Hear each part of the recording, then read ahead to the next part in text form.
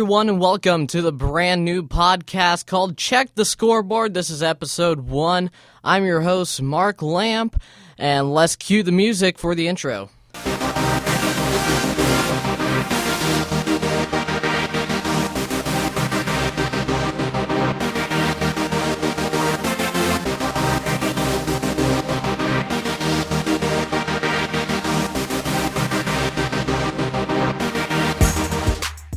All right, we got a full plate on today.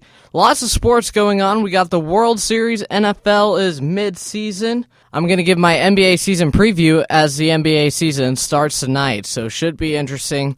We have finally a transparent league in the NBA this year, so should be interesting. Don't know who's going to win. I have guesses, I have predictions, but the league is wide open. All right, so World Series starts tonight. Washington taking on Houston. Washington was the wild card team this year, and they beat the Dodgers, who were heavy favorites. I thought the Dodgers were just going to steamroll the National League, and the Washington Nationals denied that immediately. And on the other hand, we have the Houston Astros, who've just been playing dominant baseball all year, maybe have one of the best lineups and pitching rotations. We definitely have a top dog versus underdog matchup. Should be interesting. I'll give my predictions for that. And then I'm also going to give my impact players. But let's get into the predictions. Who's going to win? How many games will it be? I'm giving the winner to the Houston Astros. I'm going to call it in 5 games. Gentleman's sweep for them. The Nationals have been playing really solid baseball, don't get me wrong. I think they're going to play them tough. I don't think Nationals are going to get blown out of the water or any means. They're going to be right there with them. But I think Houston's just way too good. They got one of the best lineups in baseball, the best starting pitchers in baseball with Garrett Cole and Justin Verlander, each battling it out for Cy Young in the American League. And on the other hand, you do have Max Scherzer, one of the best pitchers in baseball in my opinion. But I just think Houston's lineup is way too dominant. They got Jose Altuve, George Springer, Carlos Correa, Reddick, Gurriel. I just think they're too good. So I like Houston in a gentleman's sweep. And my impact players, as I kind of mentioned, I think Jose Altuve will win World Series MVP. Jose Altuve is a very interesting player. He is 5'6", 160 pounds. Now, put this in perspective for me, okay? I'm not a tall guy, but I'm not a short guy either. I'm 5'9", 5'10", and I weigh 130 pounds. Jose Altuve has got 30 pounds on me, and that is just pure muscle right there, and he just launches the ball out of the stadium. As we saw with his walk-off home run, a great game. If you missed it, go back and watch the highlights of it. This might have been one of the greatest games this year. DJ LeMahieu hit a home run to tie it up, and then Jose Altuve said, "Not so fast to the New York Yankees," sending them right back to the Bronx with that walk-off home run, sending them to the World Series. So that's my impact players. As I said, I like Houston in 5. But let's get into the NBA preview as NBA season tips off tonight. I am super excited. The NBA is one of my favorite leagues, maybe one of the craziest off seasons that we've ever had. And now we're going to see who's going to win the NBA championship this year. This is the first time in a full moon the NBA season has been kind of open. We don't know who's going to win. The West is transparent. It's really in between 6 teams for me in the West that can possibly win the NBA championship this year. In the East, I have 2, but I think there's going to be some solid teams in the East, not great teams, but it's between 2 teams for me. But nonetheless, let's get into our NBA season preview. We'll go from top to bottom in the East. We'll start off with the East first. Number 1, I have the Milwaukee Bucks. I don't think they're going to be as good as they were last year. They had the best record in the NBA. Giannis Antetokounmpo coming off an MVP season. Could go back-to-back. I think so. Possibly. Very possible. But they did lose Malcolm Brogdon, a solid player for them, but he was just a backup. Mostly played backup for them. I think they'll be okay. But Malcolm Brogdon was a solid player. Always just came in, got the job done. And number 2, I have the Philadelphia 76ers. Now, people are saying that they are title contenders. I think they are in my books. But there's 2 big questions. A, is Tobias Harris going to fill the role for Jimmy Butler? Is he going to make that big step this year? He's kind of playing power forward last year, and now he's playing at the small forward position. They did lose J.J. Redick, too, an elite shooter, maybe one of the best shooters in generation. They definitely lost some pieces, but they did add Al Horford, so they're definitely getting bigger.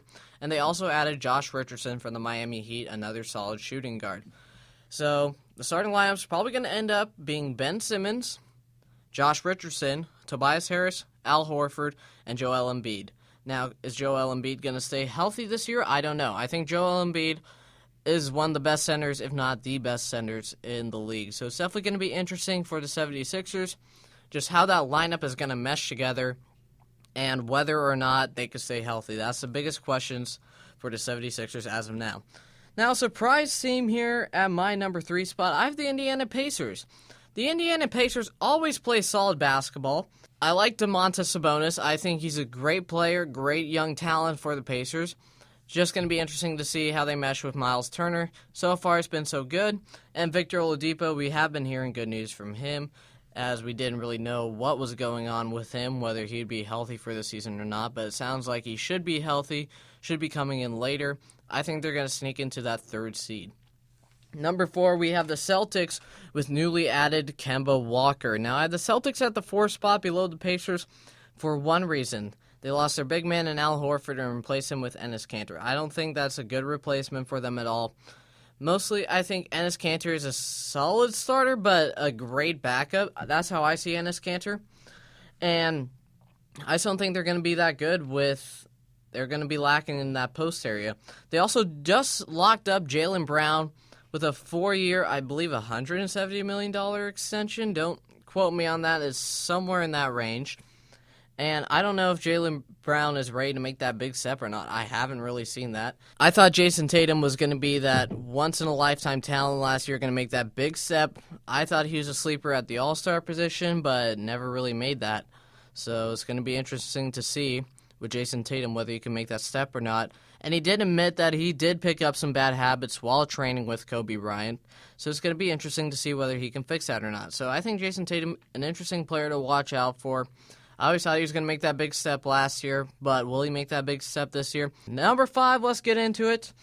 I have the Brooklyn Nets. Now, this team has improved greatly. They added Kyrie Irving, Kevin Durant, unlikely to play. He might slide into that playoff position, but I don't think they're going to rush into that. I don't see the point. But Kyrie Irving, still nonetheless a solid player. They do have DeAndre Jordan down low to help him with the point. Or, not point, yikes, DeAndre Jordan at the point. At the center position. And they also have Jared Allen, another great young talent for the Brooklyn Nets. They also have an elite shooter in Joe Harris. Karis LeVert's a great player. Spencer Dinwiddie's going to be good coming off the bench. This is a solid Nets team. And I wouldn't be surprised if they make a run for the Eastern Conference Finals. Number 6, I have the Miami Heat with newly added Jimmy Butler. I like Jimmy Butler. Jimmy Butler is one of my favorite players. Plays with a lot of passion, maybe too much passion as we saw in Minnesota. But that's okay. I mean, as long as you're bringing a lot of passion, a lot of energy to the table, I don't blame Jimmy for leaving Minnesota. I guess Karl Anthony Towns, Andrew Wiggins, just not working out at all. But that's a different story. Let's get into the Miami Heat. You still have Goran Dragic. They did lose Hassan Whiteside, but he was on the downslope. We thought he was going to be an elite center.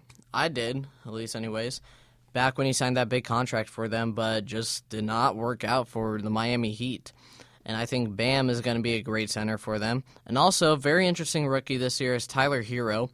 Is he going to win Rookie of the Year this year? Probably not. But I think he is a solid rookie. And Deion Waiters did get suspended, so that is Tyler Hero's chance to step up. Number 7, I have the reigning champs, the Toronto Raptors. Now, obviously, you're not going to replace Kawhi Leonard and Danny Green. Kyle Lowry, still an all-star. And they also have Pascal Siakam, who seems to get better. They just locked him up to a new 4-year deal. So Pascal should be making that big step. He could be averaging over 20 points a game. I wouldn't be surprised by it. They also have Marcus Gasol, Fred VanVleet, and Norman Powell. So this is still a solid team. I think they will make the playoffs. This Eastern Conference is pretty weak, so they shouldn't have a problem there, and I like them at the 7th seed.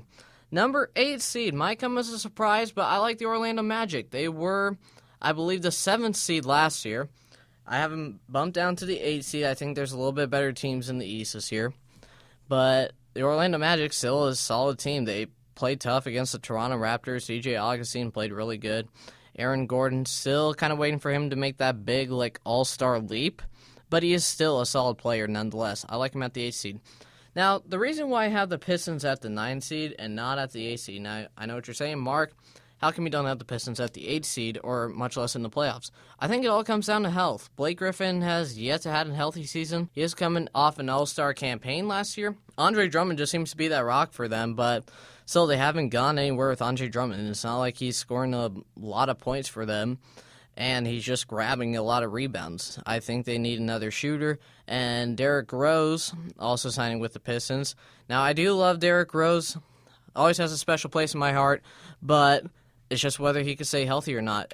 So I like the Pistons at the 9 seed just for that reason, is health is going to be a big factor for them. Number 10, I have the Atlanta Hawks. Trae Young seems to be blossoming into a possible all-star candidate this year. Could be a sleeper for that. He had a great rookie season last year. Started off cold, but then picked up really hot. And John Collins, a solid player. This is a good young team, and I think maybe in 3 years or so, I could say this will be a solid playoff team. Number 11, I have the Chicago Bulls. I think the Bulls are kind of an interesting team this year. They do have Zach LaVine. Also, I think he is an underdog candidate for an all-star this year. Lauri Markkanen, a very solid young talent for the Bulls.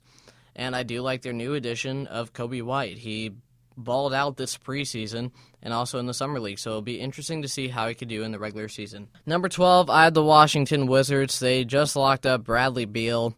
John Wall still raking in the dough while sitting on the bench, but this team is not that good at all. I see him at most getting 33 wins. Number 13, I have the Cleveland Cavaliers. They obviously have not recovered the same since the LeBron James era. Kevin Love is there, but he was dealing with injuries last year. Kevin Love is still a solid player, but obviously not the Kevin Love from Minnesota. So I have him at the 13th seed. Number 14, I have the New York Knicks. A really disappointing season, or off-season, I should say, for the New York Knicks. They thought they were getting Zion Williamson, and then the possibility of Kyrie and KD playing for the Knicks. I just want to say I'm sorry if you're a Knicks fan. It's got to be tough, and has been tough for these past 20 years since you've been in the finals. My condolences. But I'm not as sorry for the New York franchise as I am for the Charlotte Hornets. My goodness.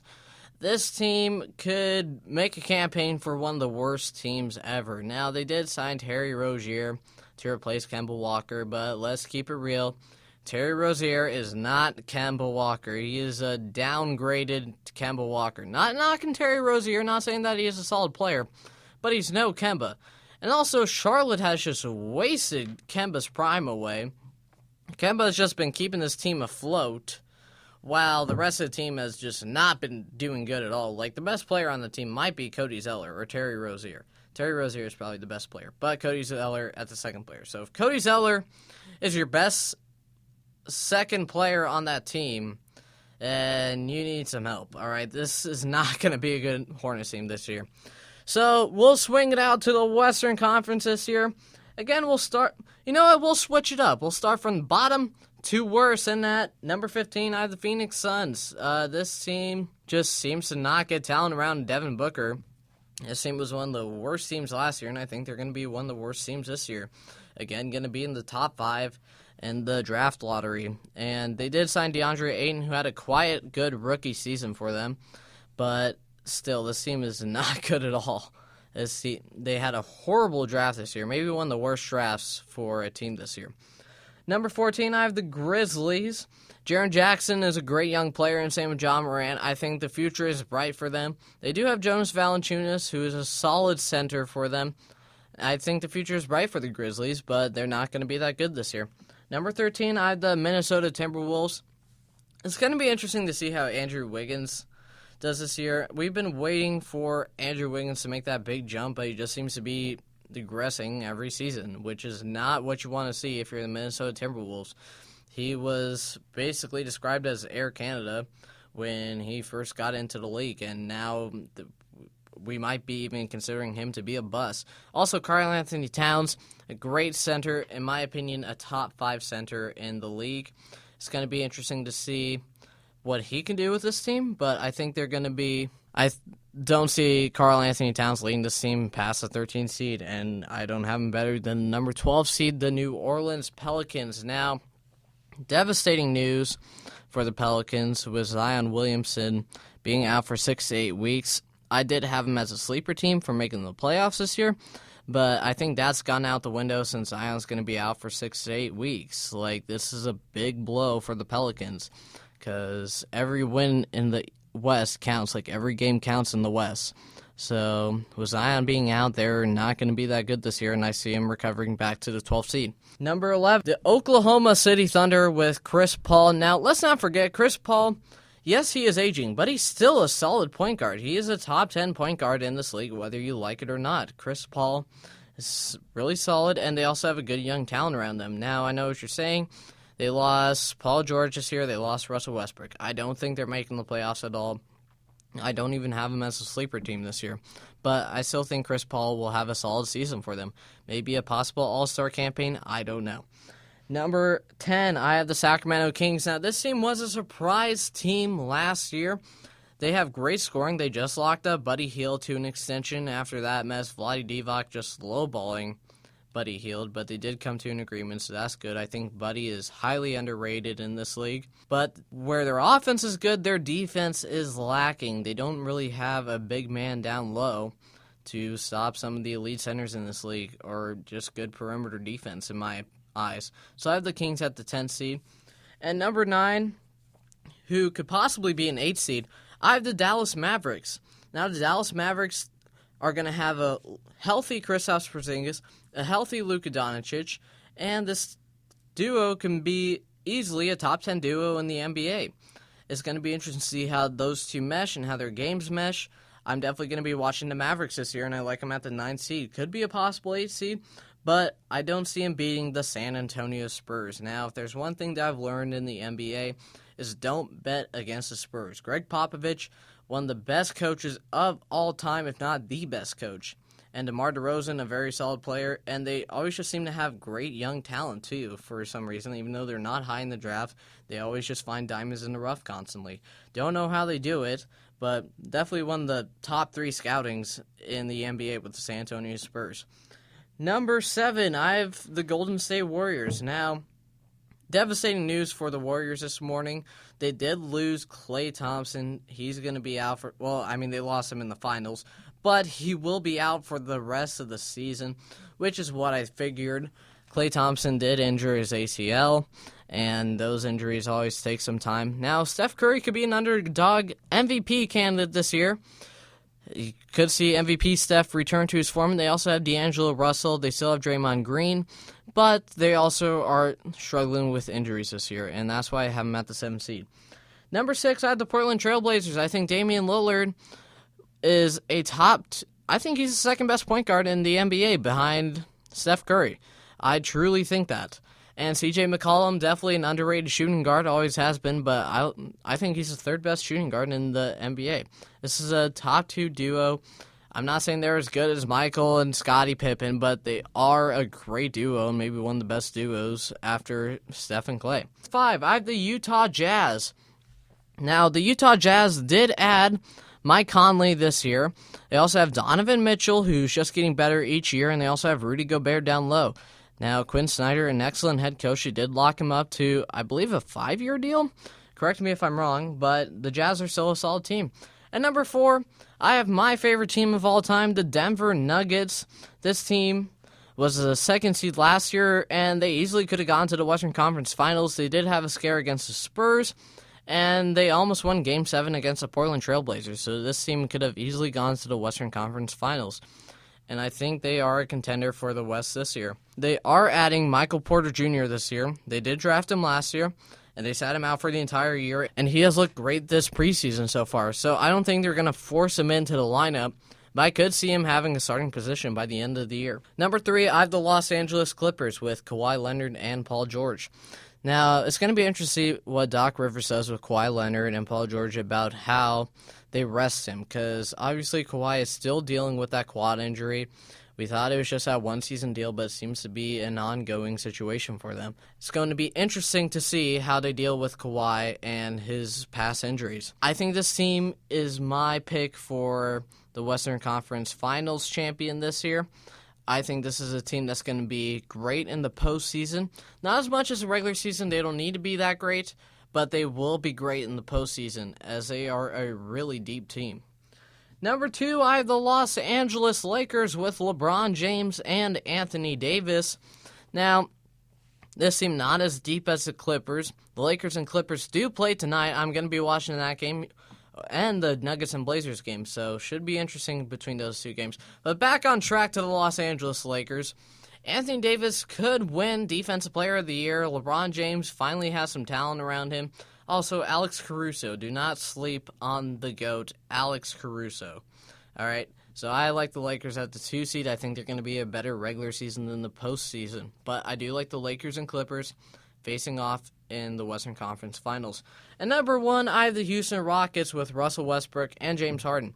It's going to be interesting to see how Westbrook and Harden mesh as Harden and Westbrook lead the league in usage. It's going to be interesting to see who runs the point. Like, how is Mike D'Antoni going to mesh those two together? And Clint Capella is still a solid player, but I like this team at the 1 seed.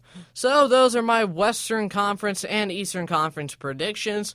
If you agree or disagree, leave them in the comments below. And also don't forget to like.